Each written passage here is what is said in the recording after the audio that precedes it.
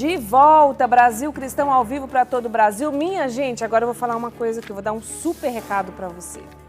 Nós estamos neste momento, vocês que estão aí em casa, você que ajuda essa obra de evangelização também, nós todos estamos construindo uma igreja. Que igreja é essa? A Igreja das Mãos Ensanguentadas de Jesus.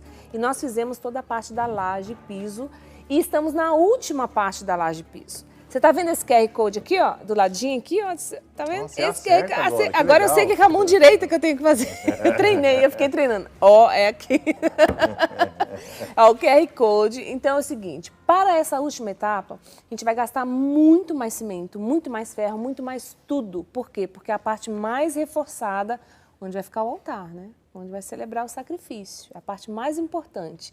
Então foi criado, sabe aquela vaquinha online que nós fazemos, tem um site, a pessoa entra, então, você colocando o seu celular, a câmera do seu celular ou o aplicativo aqui nesse QR Code, vai jogar você para dentro desse site, que é rs21.com.br/laje do altar.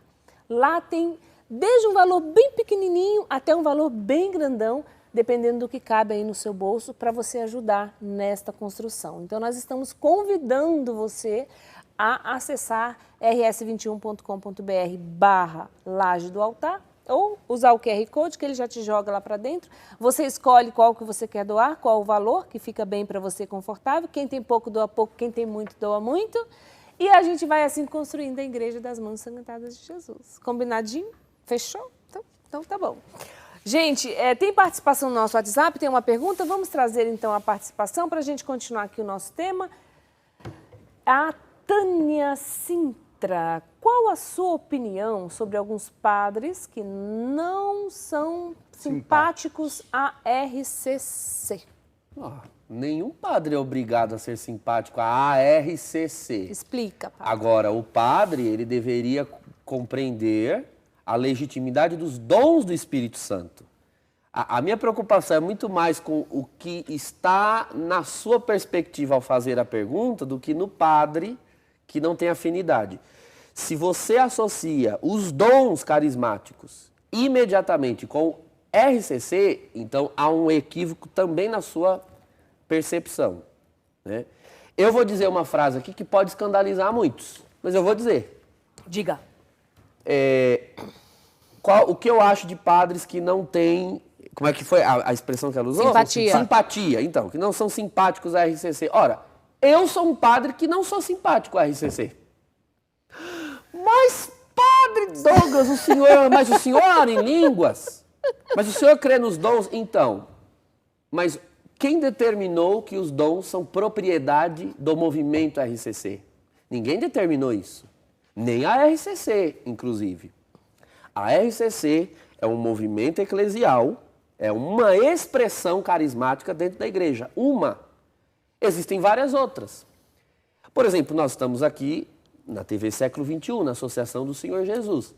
Essa daqui é uma expressão carismática e ela não é RCC. Ué, mas o padre Eduardo Dalgert não é carismático? Sim, filha, ele é carismático. Mas uma coisa é RCC, outra coisa é o carismatismo, que o Papa Francisco bem denominou como corrente de graça. Entendeu? Exato. Corrente de graça é algo muito mais amplo do que um movimento. Então, eu não sou da RCC. No início do programa você viu escrito ali embaixo o meu nome e escrito embaixo, Diocese de Osasco. Não estava escrito RCC. Eu sou um padre de uma diocese. Eu sou pároco de uma paróquia. Na minha paróquia, as pessoas têm liberdade para exercer os dons carismáticos. A RCC lá faz isso. Mas a RCC não é a única expressão de igreja que faz isso. O pessoal do EJC usa dons carismáticos. Alguns do ECC usam dons carismáticos. O pessoal do grupo de acólitos também usam dons carismáticos. O grupo de jovens usa dons carismáticos. Os nossos ministros extraordinários da palavra ou da comunhão, alguns têm dons carismáticos. Os catequistas, a pastoral catequética, eles conhecem os dons carismáticos e ensinam a respeito para os jovens. Porque assim como se ensina os 7 dons do Espírito Santo, as 3 virtudes teologais, os 12 frutos do Espírito, se ensinam os 9 carismas da lista de Paulo e tantos outros, Porque isso é parte da doutrina cristã, isso não é parte de um movimento ou de uma expressão eclesial, isso é parte da doutrina, entende? Sim. Então, eu não vejo nenhum problema de um padre não ser simpático ao movimento RCC, desde que ele creia no patrimônio da fé, que diz que dom de línguas existe, profecia existe, dons de cura existem. Agora, até a palavra ser simpático é muito aérea, né? Porque o que é não ser simpático? Perseguir? Bater? Dizer que não existe? Dizer que é pataquada? Aí já não tem lugar isso dentro da Igreja Católica. Exatamente. Mais de 50 anos depois de RCC na Igreja. Não tem lugar para isso. Exato. Reconhecida pelo santo, por todos os papas que a conheceram. Todos os papas a conheceram. De Paulo VI a Francisco.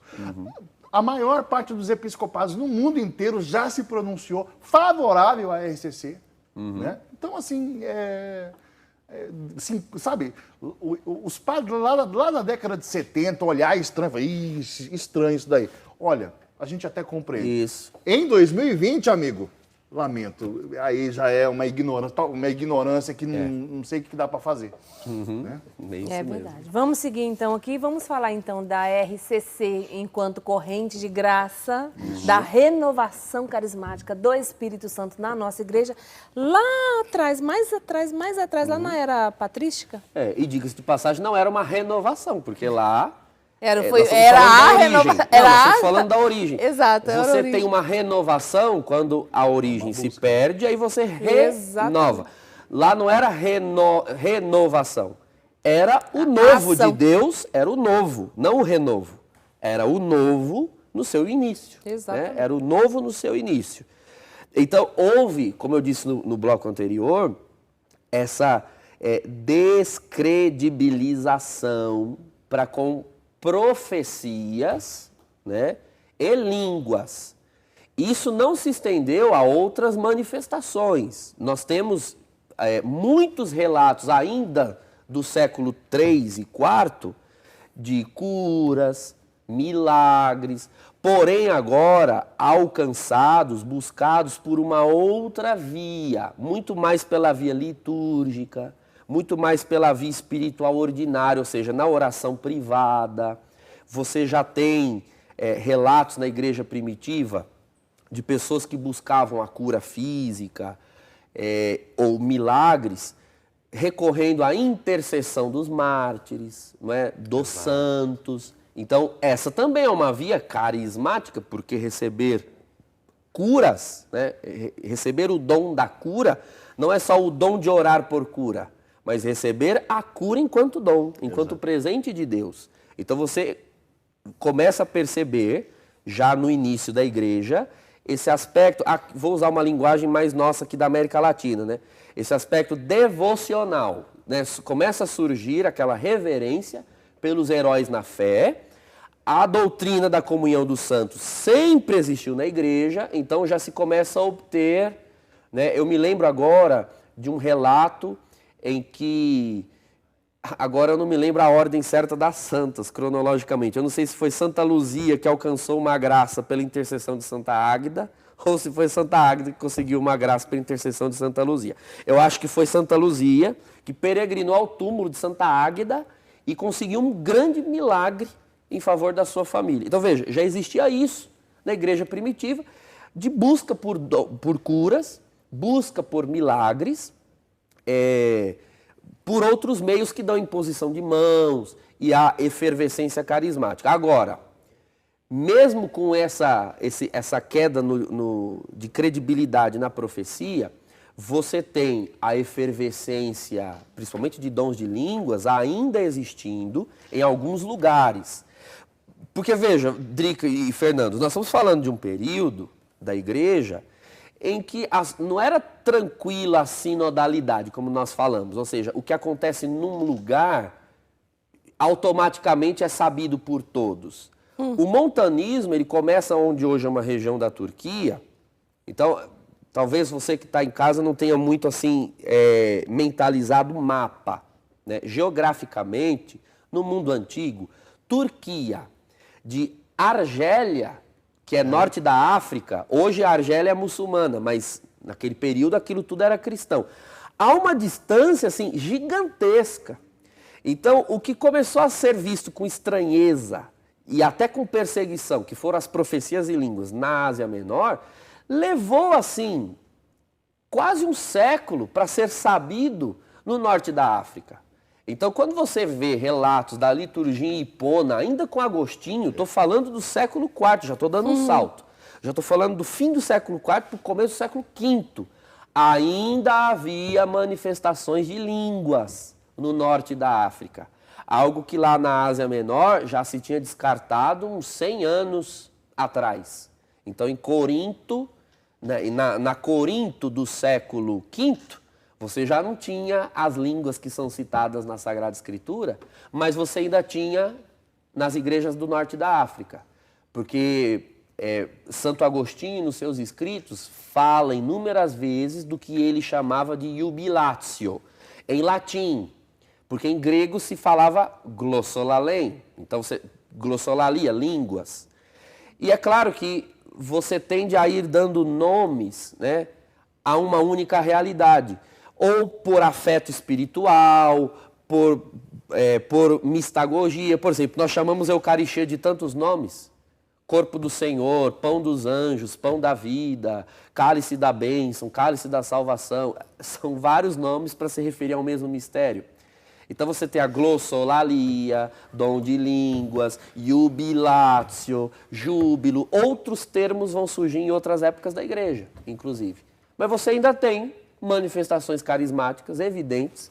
Há inclusive um relato de Santo Agostinho, numa das suas obras, em que ele narra duas pessoas. Nós fizemos um programa aqui sobre repouso no espírito. Na Cidade de Deus, né, padre? Sim, no livro Cidade de Deus ele conta que numa Semana Santa, num domingo de Páscoa, uma pessoa que tinha tremores crônicos, nunca conseguiu cura daquilo, caiu diante do tabernáculo. Então caiu como morto, ele diz, uma queda, e ficou estático, e ao se levantar, se levantou curado.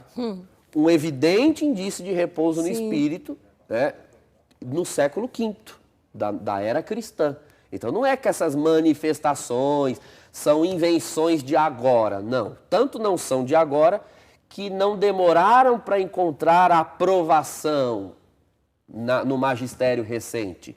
Porque isso está na tradição da igreja e sempre esteve, certo? Então, não sei se tem dúvidas aqui para esse período. Não, acho que não, tá tranquilo.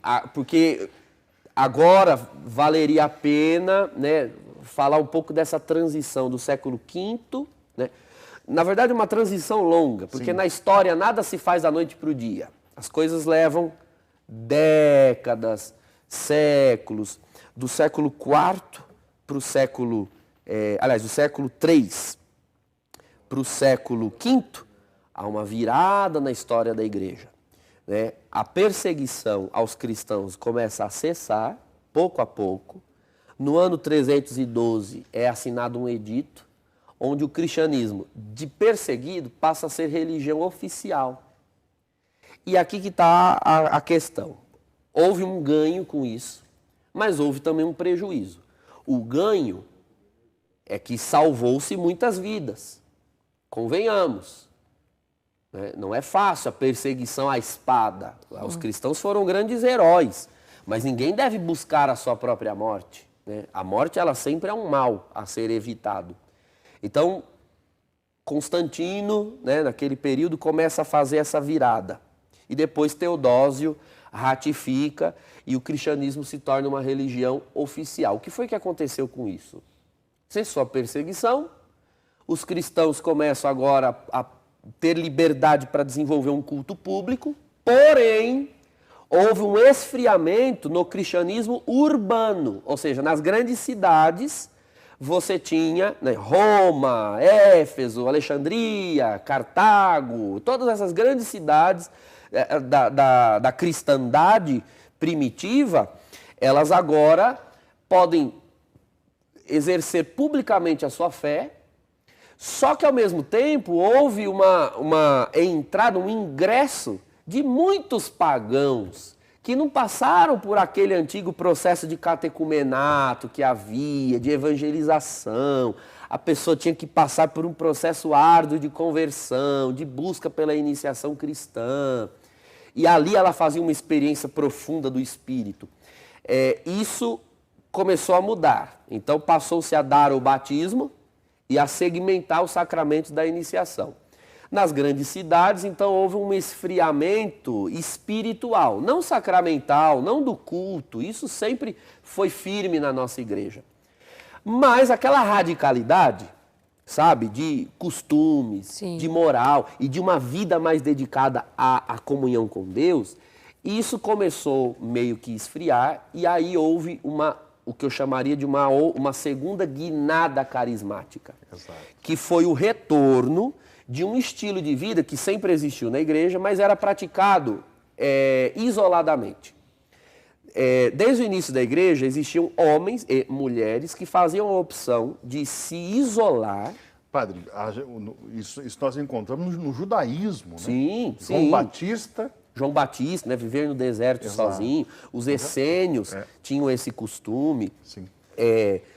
Então, eram os chamados anacoretas, é uma palavra grega, né? Aquele que não está no couro, né? Que não está em comunidade, que não vive em comunidade. Eles se recolhiam para viver no deserto, numa vida austera, de penitência e de busca com Deus. Estes costumavam ter muitas visões, muitas revelações.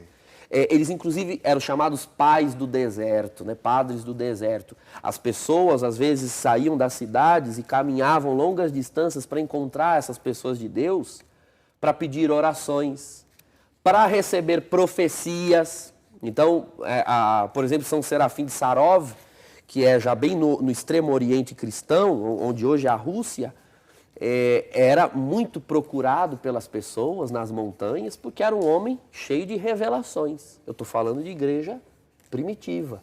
Então sempre existiram esses carismas. No século V, um grande número de pessoas ressuscita esse estilo de vida, porém agora resolvem criar grandes comunidades para viver junto isso. Santo Antão, Pacômio. Exato, São Bento de Núrcia, né? No caso do Ocidente, né? Então, no século IV ainda, São Martim de Tours, estou falando da região da Gália, que hoje equivale à França. Evagrio Pôntico, já no ano 399, bem ali onde hoje são os países eslavos, Evagrio Pôntico, ano 399. Columbano da Irlanda, também já no século V. Estou falando de lá da Bretanha, estou falando de homens que criaram comunidades de radicalidade de vida espiritual, onde havia manifestação de carismas, principalmente palavras de ciência, milagres, curas, só que muito mais pela via da contemplação e do silêncio do que pela erupção das línguas. O Frei Raniero Cantalamessa, num dos livros dele, ele diz que uma via para você alcançar manifestações carismáticas é a oração sem palavras. Ora, uma oração sem palavras, ela pode ter duas manifestações. Ou para além das palavras, línguas estranhas, ou para aquém, o silêncio e a contemplação.